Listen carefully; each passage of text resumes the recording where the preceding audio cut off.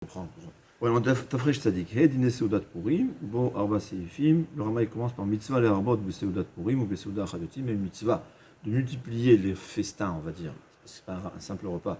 Ça doit être et quantité et qualité, mais il faut savoir que be Seudat Chayotim, on est exempté par une seule Seuda, mais le Mishnah Berurah dit quand même, c'est bien de manger le soir. Donc même quelqu'un qui n'a pas jeûné, il faut mieux manger le soir. Aussi la veille, il y a aussi Tov, c'est bien de manger. Donc pourquoi on fait une Seuda? Il dit, étant donné que la xéra de Haman, c'était sur les corps aussi, ouais. C'est pas seulement spirituellement, c'est pas comme les catholiques ou Yavanim, que leur but c'était juste lutter contre notre spiritualité, qu'on ne soit pas des juifs, mais lui il voulait anéantir le peuple juif. Même si un juif décidait de devenir notre religion, Haman voulait le tuer. Donc c'est pour cela, Zecher la Nes, qui était contre le corps, on va nourrir le corps, se réjouir. Le Peri Megadim dit aussi, parce que puisque le miracle a été fait par une Seuda Esther, donc Zecher, en souvenir, on fait une Seuda à Purim. D'ailleurs, je crois qu'on appelle ça le Mishté Esther en vérité. On appelle... Hein, c'est douteux quand même. Le Mishté Esther, c'était pas... D'accord, mais c'est quand même. C'est bizarre. Mais non, ça me rappelle ici le Gaon. Le Gaon, il dit qu'en vérité, Haman, c'était les Hashmi de la Rogue ou les Abed. Il voulait anéantir le côté, le corps, roi, le corps, le roi, c'est l'esprit, et la Neshama, comment on comprend. C'est-à-dire, c'était ce que je comprends du Gaon, c'est quoi? Il avait dit apparemment même de brûler les corps juifs. Pourquoi? Il avait compris qu'un juif, même s'il est mort, et même s'il s'assimile, il est kadosh. Israël a fait le péché chata Israël. C'était Hitler. Oui. C'est-à-dire, il avait compris qu'un juif, quoi qu'il en soit, c'est la sainteté dans ce monde. Et Amalek, c'est une guerre idéologique contre la sainteté dans ce monde, contre la Kedusha dans ce monde. C'était ça sa guerre. C'est une guerre idéologique. Donc il ne voulait pas qu'il y ait de traces de Kedusha dans le monde. Il y avait des corps juifs dans le monde, il comprend qu'il y a de la Kedusha dans ce monde. C'est anéantir les corps. C'est pas seulement nous tuer. C'est pas seulement ce qui veut dire nous tuer. Nous tuer même indépendamment de notre religion. Parce qu'il comprenait, ça c'est à savoir. Israël, enfin Alpi Shechata Israël, où il a compris, c'était ça Hitler. C'est-à-dire, les gens ne comprennent pas que le mal, inconsciemment, son âme, elle lui dit qu'est-ce qu'il y a de plus mal. Les nazis voulaient brûler les corps juifs parce qu'ils savaient qu'un corps juif, il ne faut pas qu'il y ait de traces. Alors eux, il y a d'autres raisons techniques, mais la raison véritable en profondeur spirituelle, c'est qu'il n'y ait pas de corps juif sur terre. Il n'y ait pas de Gdusha dans ce monde. C'était ça Amalek. Amalek, c'est la guerre idéologique contre la Gdusha. Il est même croyant en Dieu parfois, mais il dit à Kadosh Baruch Hu, reste là où tu es. Ne nous dis pas quoi faire. C'est ça Amalek. On commence. Seudat Purim Sha'asa Balayla lo Hatzed Chovat. Aussi, on a fait la Seudat Purim la nuit, on n'a pas accompli la mitzvah. Kol Makom Gam Balayla Yismach ve'yarbe Ktat Beseuda. Bon, le Rama il rajoute que quand même il y a une yann, c'est important de se réjouir la nuit et de manger un peu.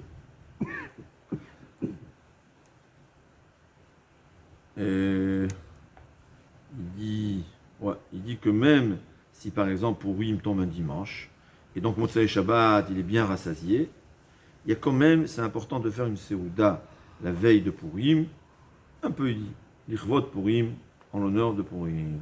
Mais évidemment, ce n'est pas comme le repas du lendemain, que là-bas il dit, Tsarich l'arbot yoter, il faut multiplier le festin. Il dit comme ça, et ça c'est important à savoir, Katvo Acharonim, des Nachon, c'est bien. Nachon lilbosh bigdei Shabbat kaimken bilbaerev, que dès la veille de Purim, porter les habits de Shabbat, des habits importants ça veut dire, c'est un jour de fête. Et il dit aussi d'allumer les bougies de Shabbat, et pas de Shabbat, je m'excuse. Les bougies aujourd'hui, je ne sais pas si c'est des bougies, mais ça veut dire dans le sens que ce soit une chambre illuminée, c'est-à-dire tu arrives à la maison, préparer qu'il y ait une table honorable en honneur de la fête, on parle déjà dans la veille. Et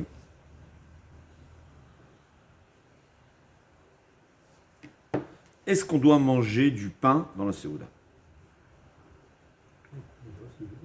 Alors là, il y a une petite marloquette. Ouais. Il y a qui disent qu'on est obligé de manger le pain, parce que ce n'est pas considéré comme Yemé Mishte Vesimcha, c'est un jour de boisson et de joie. Je m'excuse, Mishte, je me suis trompé, Mishte c'est dans le sens de repas. Parce que dans le temps, un repas important, on buvait. C'est ce que ça veut dire. Et ils disent, tu ne peux pas considérer ça une Seouda s'il n'y a pas de pain. Mais le Magen Avraham, il dit que c'est écrit nulle part, on a vu nulle part où c'est écrit qu'il faut manger du pain, et ça suffit de manger des aliments qui sont importants. Comme ça, le Kaf HaChaim aussi dit. Mais il y a le Rav Osner, il ramène que le Roche disait qu'il faut oui du pain. Bon, en tout cas, sur une marloquette. Alors voilà, quand c'est une marloquette, c'est une mitzvah importante. Si on peut facilement le faire. Et celui qui est au régime, même un kazaït, ça suffit. Ouais, c'est le Chet Amazon. Celui qui vraiment il peut pas, je pense que dans le cas d'une marloquette, c'est une marloquette dans un derabanan, mais là, les règles, elle est que dans un safek derabanan, si on peut facilement accomplir la mitzvah, il faut accomplir la mitzvah. Ouais. C'est comme ça que le Ran dans Masechet Pesachim nous enseigne. Est-ce qu'on doit manger de la viande? Alors il faut savoir que le Rambam il dit qu'il faut oui manger de la viande, pas de la viande rouge, parce que comme on voit à Yom Tov, que la joie c'est réellement avec de la viande rouge. Mais il dit même, il faudrait même faire plusieurs plats de viande, comme ça il dit. Mais le Magen Avraham, il dit qu'il n'y a pas d'obligation de manger de la viande. En tout cas, Bekitso, il n'y a pas une obligation de manger de la viande, mais il y a une mitzvah de manger de la viande. C'est ce que le Rav Osner nous enseigne, comme à Yom Tov, et le Kaf HaChaim aussi. Est-ce que c'est la viande rouge? Alors moi je vous ai dit la viande rouge, mais là je vois que c'est pas évident. Il y a qui disent que c'est pas évident que la viande blanche, le poulet, c'est valable ou ça. Évidemment, tout ça c'est une question. C'est vraiment aussi personnel, on peut dire. Mais c'est sûr, comme on a dit, tant qu'on peut mieux le faire, c'est mieux. Il n'y a rien de mieux que de faire le mieux. Ouais. Donc quelqu'un que vraiment il veut pas, il y a toujours, comme c'est pas des oraïta, donc on n'est pas obligé d'être mahmir. Mais si on peut facilement, il vaut mieux. Quelqu'un que par exemple il n'aime pas la viande rouge. Ouais. Il aime le poulet, alors il va manger du poulet, quelque chose d'autre. Mais si tu aimes la viande, faire un petit effort évidemment.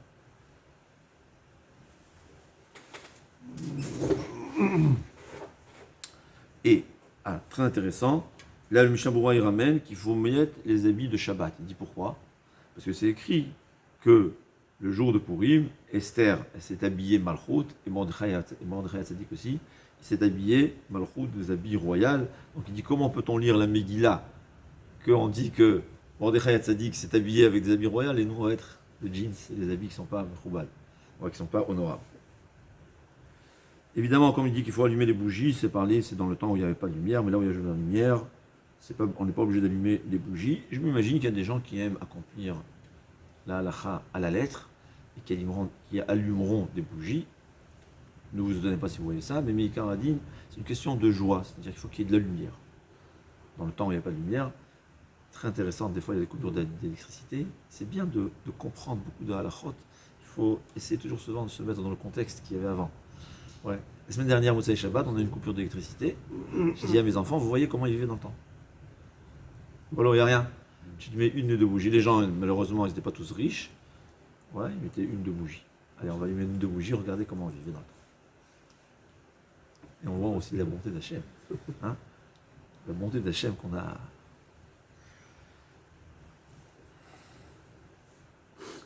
Est-ce qu'on va allumer les bougies dans la Seudat Purim? Il faut savoir qu'il y a un inyan de simcha, de joie et d'honneur d'allumer des bougies dans une Seuda. C'est une des raisons qu'on allume des bougies dans Seuda Shabbat. D'ailleurs, c'est la raison pour laquelle, en été, on fait la bracha sur les bougies. Ouais. Bien que parfois, la bougie, elle est allumée encore quand il fait jour. Alors, si je me souviens bien, les poskim me disent, parce qu'on voit que dans les repas importants, on allume des bougies. Donc, au fait, c'est kavod Shabbat d'allumer les bougies bien qu'il fait jour encore. De même, donc, il y a un inyan d'allumer des bougies dans une Seuda, d'allumer deux bougies, évidemment, avec quelque chose de joli. C'est pas évident, c'est pas obligatoire, je veux dire, mais c'est quand même une mitzvah, c'est un honneur. Et c'est en vérité, là aussi, c'est chacun son cœur. Il y a des gens qui verront ça en tant qu'honneur, il y a des gens que ça leur dit rien, je peux rien leur dire. D'accord? En tout cas, à savoir, il y a une importance de faire un bon festin. Le Rambam, il dit le faire en plusieurs, et la raison, elle est apparemment, parce que plus on est, plus c'est de la joie. Évidemment, si on peut pas. Mais celui qui peut, et comme on a vu, pour ceux qui sont Rahman al dans l'année de leur père ou les 30 jours, alors Ovadia, lui, il tranche que pour Im, il n'y a pas de deuil. Il n'y a pas de deuil. Donc, pour les Sfaradim, on peut ce qu'on fait. Pour les Ashkenazim, c'est différent. Il faut pas, on ne doit pas changer de la coutume qu'on a l'habitude de faire. C'est-à-dire quelqu'un qui fait, il fait son repas, il avait l'habitude chaque pourim de le faire en famille, en grande joie et tout ça. Il peut continuer parce que sinon, c'est pas bien de diminuer la joie à cause de la veloute. Mais si il n'a pas l'habitude de faire en grande joie, il ne va pas se mettre cette année, aller festin payé avec de la musique. C'est sûr, ça a évité. Mais pour Ovadia, c'est permis. Donc pour les Sfaradim, c'est permis. Pour les Ashkenazim, faire comme il a l'habitude de faire toutes les années. Évidemment, celui que son cœur ne le laisse pas, on ne va pas lui reprocher, mais il faut quand même faire un repas avec la joie. Pas obligé d'aller dans la salle avec tout le monde et la musique, on peut comprendre, c'est normal, c'est tout à fait normal, mais il ne faut pas que ce soit visible, ça veut dire, la joie, à la Avelout, parce que c'est un jour de fête. Saïf Bet. Chayav inish levasumé bepouraya, ad le ben Arur Haman le Baruch Mordechai. Un homme, il est obligé de se saouler jusqu'à qu'il ne comprend pas la différence entre Arur Haman et Baruch Mordechai, entre Maudit et Haman, et béni et Mordechai. Ouais. Alors, il y a qui explique ça au sens propre du terme, c'est-à-dire qu'il est tellement saoul qu'il ne va pas remarquer, il a perdu la conscience. C'est qu'il y a une mitzvah étonnante. Ouais. Une mitzvah étonnante. Alors, on a expliqué, parce qu'un juif, quand il se saoule, ce que mes yeux ont remarqué, quand un juif se saoule, il parle de Hakadosh Baruch Hu, il parle de la Torah, il parle des mitzvot, il parle de la tchouva, c'est ce que j'ai remarqué. Et au fait, Purim, c'est dévoile ce qu'un juif il a au fond de son cœur, comme on a expliqué dans un autre cours, chez Retzonenu Naasot Retzonecha. Un juif, au fond de son cœur, il y a une seule chose qui m'intéresse. La asot retzon habori idbarach shemo v'itale. Accomplir la volonté de Akadosh Baruch Hu, c'est ça un juif. Et à Purim, c'est le moment où on voit, et c'est incroyable, pourquoi c'est Purim, c'est la date Purim, c'est un moment propice, c'est un moment où toutes les portes s'ouvrent, c'est un moment où on peut prier, on peut demander à Akadosh Baruch Hu. Beaucoup de gens vous disent qu'ils ont fêté Ilim entier le matin, Purim, et Akadosh Baruch Hu, ils ont eu des Yeshuot, c'est le moment. Évidemment, c'est pas toujours qu'Akadosh Baruch Hu est obligé de nous répondre. Il a ses calculs, il est plus intelligent que nous, il sait mieux que nous ce qu'il nous faut. Mais des fois, il faut la prière pour changer. Il faut savoir que la prière à Purim, c'est la bombe atomique. C'est ce qu'il faut savoir. Ça ouvre les portes. C'est un moment où se dévoile l'amour entre Akadosh Baruch Hu et le peuple juif. C'est un moment où, comme dit le Rizal, le Shem, c'est apparemment dans Tikkun Zohar, Ke Purim, que Yom Kippour, c'est comme Purim. Purim, c'est plus élevé, pourquoi? Parce que Kippour, c'est Tchouva Me'yira, c'est par la crainte. Et on peut dire aussi que Akadosh Baruch Hu exauce nos prières avec toute sa bonté, mais selon nos mérites. Alors qu'à Purim, les Rebbe chassidiques disent, de la même façon que tout celui qui demande de l'argent, on lui donne, Akadosh Baruch Hu, il donne à tout celui qui lui demande, que ce soit qu'on le mérite ou qu'on ne le mérite pas. C'est un moment propice. Donc, il y a une mitzvah de se saouler. Il y a beaucoup qui ne sont pas d'accord de se saouler parce que peut-être parfois on arrive à des bêtises. Alors, il faut savoir. C'est vrai, on peut prendre des limites, mais c'est une mitzvah de se saouler. Je pense que des fois, c'est bien de cette soupape de sécurité. Il y a des jeunes qui aiment se saouler, alors on leur dit voilà, c'est le jour où tu peux te saouler, mais après, ne te saoule pas. Ouais. Par contre, il y a Chambry, on n'a pas besoin de se saouler tellement au point où il a perdu la tête. Et là, il ne faut boire plus qu'il a l'habitude, Veishan, ce qui va lui provoquer de dormir. Et quand on dort, évidemment, on ne connaît pas la différence entre Baruch Mordechai et Arur Haman. Ve'echad hamarbe, ve'echad hamamait, ubilvad she'echaven libo la Shamay. C'est à savoir. Ce que tu fais, l'essentiel c'est le cœur. C'est quoi qu'est-ce que tu veux faire pour Akadosh Baruch Hu? Il y a des gens qui vont se sentir que Purim, pour eux, Purim, c'est se saouler jusqu'à qu'ils perdent la tête. Il y a d'autres que pour eux, Purim, s'ils se perdent la tête, ils vont perdre la Purim, alors ils vont se saouler un peu, ils vont boire un peu. Il faut savoir. D'accord ? Tout ça, c'est la base dans le judaïsme. L'essentiel, c'est le cœur. Évidemment, pas à s'inventer sa propre religion. Ça, c'est très grave. Dans les limites du Shulchan Aruch. Dans les limites du Shulchan Aruch, l'essentiel, c'est ce que ressent ton cœur, qu'est-ce qui te rapproche de Kadosh Baruch Hu. Il faut un rave, il ne faut pas faire des bêtises. Il y a parfois des gens qui choisissent une mitzvah et ils oublient les autres. C'est interdit, formellement interdit dans la Torah. Ouais. Mais voilà, il y a deux avis. Il y a qui disent qu'on doit se saouler totalement, il y a qui disent qu'on doit juste boire jusqu'à qu'on s'endort. Choisis ce que tu ressens qui te rapproche le plus de Kadosh Baruch Hu. C'est deux avis différents dans la halakha. Mais évidemment, on n'a pas le droit de jeûner à Purim, sauf c'est un nitralom, c'est-à-dire quelqu'un qui a fait un mauvais rêve. Évidemment, aujourd'hui, c'est rare les cas où on doit jeûner. Ouais. Il vaut mieux toujours demander à un rave comment faire avant de décider de jeûner. Mais il y a des raves, certains raves, comme on a dit qu'un mauvais rêve, c'est au fait une mini névoie, une mini prophétie. Et on a dit quand on jeûne tout de suite, le jour même, c'est comme du feu qui va brûler la paille, il ne va en rester que des cendres de cette mauvaise prophétie. Le fait qu'on fasse Purim, Shushan, le jour du jeûne, ça c'est toujours la même date? Ouais, parce que le jour de jeûne, c'était le jour où la majorité du peuple juif était en guerre. C'était le 13. À Shushan, il y avait 2 jours de guerre, mais dans tout le monde, partout, c'était le 13, donc on jeûne. C'est en souvenir, en fait, c'est une coutume, c'est en souvenir du jeûne que les Juifs avaient jeûné au moment où ils faisaient la guerre contre Amalek. Donc celui le seul jeûne, on a le droit de jeûner, c'est à Nitralom, si on a fait un mauvais rêve, comme on a dit, pour annuler le mauvais décret. C'est Pikuach Nefesh, en fait. Ouais. C'est un danger de mort. Il y a qui ont l'habitude de porter des habits de Shabbat ou de Yom Tov à Purim, c'est-à-dire un habit honorable. Ouais, respectueux, il faut s'habiller en costume. C'est pas seulement les habits de Shabbat, c'est à Kavana. C'est Yom Tov, ça veut dire des habits importants. Et on a l'habitude de faire Seudat Purim après Mincha, surtout que s'il y a des risques qu'on se saoule, il vaut mieux faire Mincha avant évidemment. Et Arvit on fait la nuit, on fait Mincha quand il fait encore jour. La majorité de la Seuda doit être dans la journée. L'habitude est on commence en fin de soirée et ça se termine la nuit, bien que c'est sûr que si on a mangé, on a commencé la journée pour pouvoir faire que ce soit qu'il était acquitté. Mais il faut savoir une chose, que les chassidim, et beaucoup, ils continuent la Seuda même l'El Tetvav. Évidemment, il y a des raisons aussi, parce que c'est sûr que même la nuit de Tetvav, c'est quelque chose de très grand. C'est important, surtout qu'on voit que c'est Purim dans d'autres endroits. La coutume, elle est un peu différente que ce que le Rama dit, ce que je me rappelle. Il dit pourquoi on ne fait pas la Seuda tôt le matin?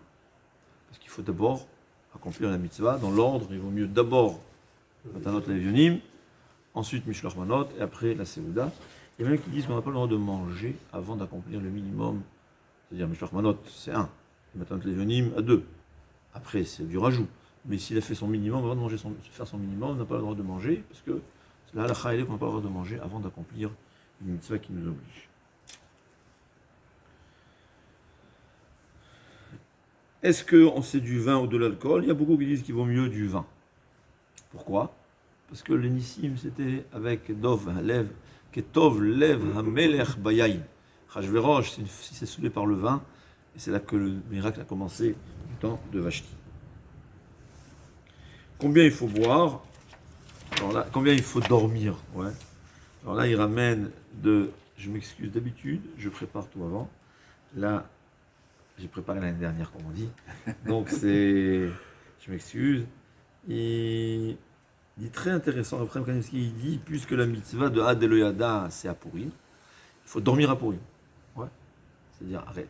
Si tu accomplis la mitzvah de Had Eloyada, de boire jusqu'à ce que tu t'endors, donc il faut à Purim arriver à un stade où tu as perdu la tête. Ou perdre la tête au sens propre du terme, le terme saoul, ou bien dormir, donc à Purim, comme ça, ce qu'il dit, très intéressant. Ouais, alors il dit pourquoi en vérité? C'est sûr que le sens simple de la mitzvah, c'est se saouler totalement. Il dit puisque aujourd'hui, les gens ils font des bêtises, c'est pour ça qu'on préfère ne pas se saouler. Donc c'est aussi ce qu'on a dit, écart le cœur. Si quelqu'un il sait que vraiment quand il se saoule, c'est la catastrophe, eh ben, il vaut mieux éviter la catastrophe. C'est pour ça, c'est ça qu'un Hachem Shamaï. Combien il faut boire aussi? Il dit boire quelque chose qui va le réjouir, qui va un peu. C'est-à-dire, ça dépend. Il y a des gens que c'est un problème parce qu'ils ont besoin de boire 4 ou 5 bouteilles. Il y a des gens qu'au bout d'un verre, ils sont un peu. Ouais. Ah, intéressant. Saïf Katanova, il dit dans le cas. On a vu que quelqu'un qui jeûne parce qu'il a fait un mauvais rêve, et on peut jeûner par un mauvais rêve, mais il dit le Mishnah Berurah, il doit quand même manger après Mincha. Ouais. C'est-à-dire, avant la tombée de la nuit, il va manger une fois. Ouais. Bon, parce que c'est quand même, il faut pas, pour ne pas perdre, c'est très intéressant. Shabbat, on jeûne la totalité du Shabbat. Mais pour Purim, c'est encore plus important de faire la Séouda, donc on va jeûner la grande majorité de la journée, et en fin de journée manger. Évidemment, avant de décider de jeûner pour un rêve, il vaut mieux demander à un rave, parce qu'aujourd'hui c'est très différent. La majorité de nos rêves, c'est de l'imagination, c'est pas de la prophétie. Ouais, il faut être d'un niveau assez haut pour que nous envoie une prophétie, même en rêve.